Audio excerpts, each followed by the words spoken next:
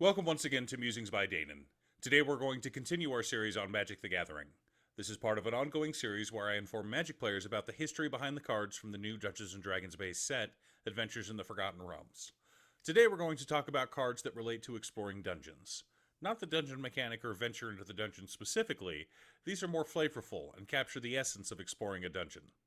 So you and your party hear rumors of a village that has been attacked by swarming goblins.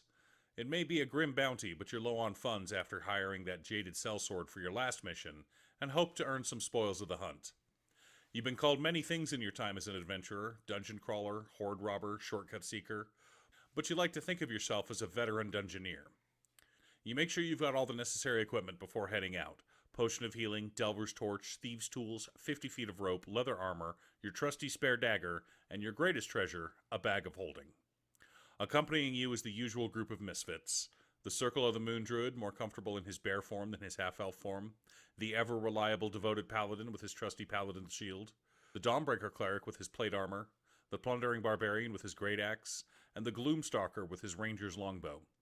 New additions to the party include the Herald of Hadar, the half-elf monk, the clever conjurer, and the inspiring bard. You travel for a few days until you reach the town that made the request. Along the way, you encounter a group of gnoll hunters led by an ogre hoarding what seems to be a lot of treasure, and it turned out to be an unexpected windfall. Once reaching the town, you decide to take a long rest and then do some investigation. While it's almost always a bad idea to split the party in potentially dangerous situations, talking with the townsfolk is usually safe. Your party is able to gather information without having to contact other plane. It turns out the goblins have taken over a cave that used to be known as the Lair of the Hydra. No Hydras live there now, they were all cleared out long ago by heroes. But the caves are still there. Rested, you and your companions head out to clear the menace and earn your grim bounty. The goblins proved no match for your party and are quickly dispatched. The only treasure to be found was a goblin morning star. Sudden insight tells you might want to carefully check for traps. While searching, you happen upon a secret door. What was originally a simple goblin slaying quest has become a dungeon descent. Using your power of persuasion, you convince the rest of the party to venture into the dungeon, though it wasn't that difficult. Everyone here is an adventurer in search of glory and riches. Pulling out charcoal and parchment, you carefully begin drawing the dungeon map. After exploring the dungeon for a while, carefully avoiding a precipitous drop, your party comes across a group of clattering skeletons.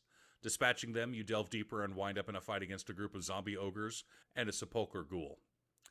After a critical hit to the ghoul, the creature dies. Searching for treasure leads you to find a +2 mace.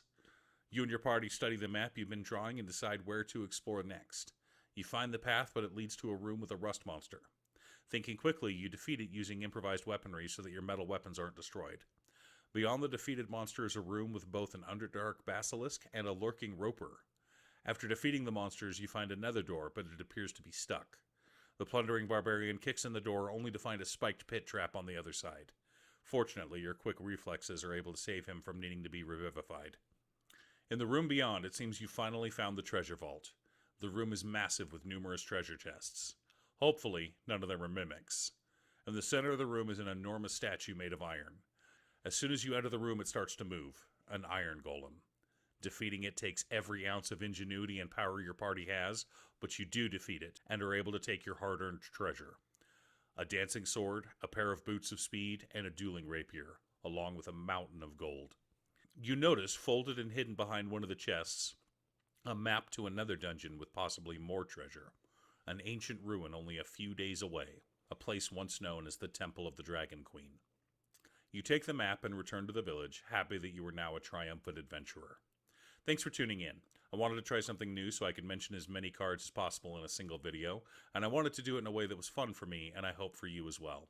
With one exception, every card mentioned will be in the main set of Adventures in the Forgotten Realms. Once again, huge shout out to my editor Cute Stuff. I couldn't make these videos without her. If you'd like to hire her to edit your own videos, there's a link to her Fiverr page below. Please like and subscribe for more content, and I'll see you all again next time.